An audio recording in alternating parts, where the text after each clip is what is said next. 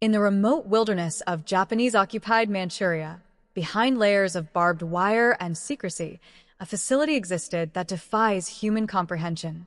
Its name was officially kept classified, but history remembers it simply as Unit 731.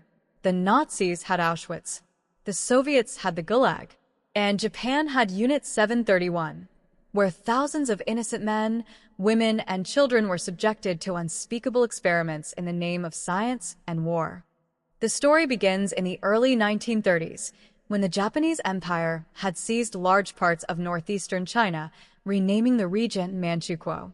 Amid growing tensions and imperial ambitions, a young, ambitious military physician named Shiro Ishii convinced the Japanese military of a radical idea: to create a secret unit that would develop biological weapons and test them on humans. Test tube. In 1936, construction began on a massive facility near the city of Harbin. Codenamed Unit 731, it disguised itself as the Epidemic Prevention and Water Purification Department of the Guangdong Army. In truth, it was a death factory. Inside its concrete walls, the horrors rivaled or even surpassed those of the Nazi camps. Men, women, children, mostly Chinese, but also Koreans, Mongolians, Russians, and even Allied POWs, were kidnapped and used as live test subjects.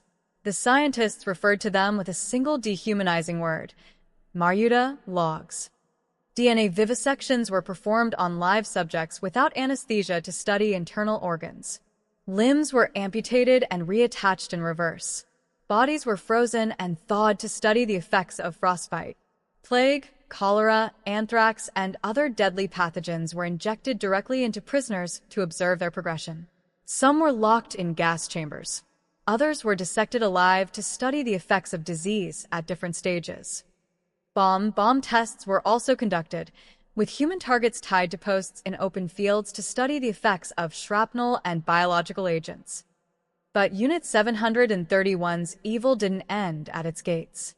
The biological weapons they developed were unleashed on Chinese cities. Sheaf of rice, fleas infected with the bubonic plague, were dropped from airplanes over villages. Wells were poisoned. Crops contaminated. Thousands of civilians died horrible deaths. One of the most devastating attacks occurred in Ningbo in 1940, where plague-infected fleas sparked a deadly outbreak. When Japan surrendered in 1945, Unit 731's leaders began a massive cover-up. Facilities were destroyed, prisoners executed, documents burned. But one secret survived the flames: a deal with the United States. United States, fearing that the Soviet Union would gain access to Japan's biological warfare research, American officials secretly granted immunity to Shiro Ishii and his team in exchange for their data. No one from Unit 731 was ever tried in the Tokyo War Crimes Tribunal. Shiro Ishii lived freely until his death in 1959.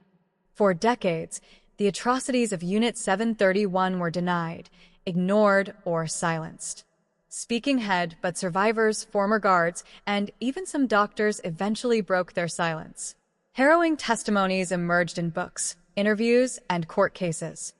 Victims demanded recognition, justice, acknowledgement. But Japan's official stance remained vague, and to this day, many details are still denied or minimized in textbooks. Today, the ruins of Unit 731 are a museum, a grim monument to the cruelty that once festered there. It serves as a chilling reminder of what happens when science is stripped of ethics, when war turns men into monsters, and when the pursuit of power tramples over humanity. Candle. May the victims of Unit 731 never be forgotten. Clapperboard, closing shot, a rusted gate under cloudy skies with text fading in memory of the unknown dead. Loudspeaker, if this story shocked you, you're not alone. History hides many shadows, and it's our job to uncover them. Subscribe for more stories the world tried to forget.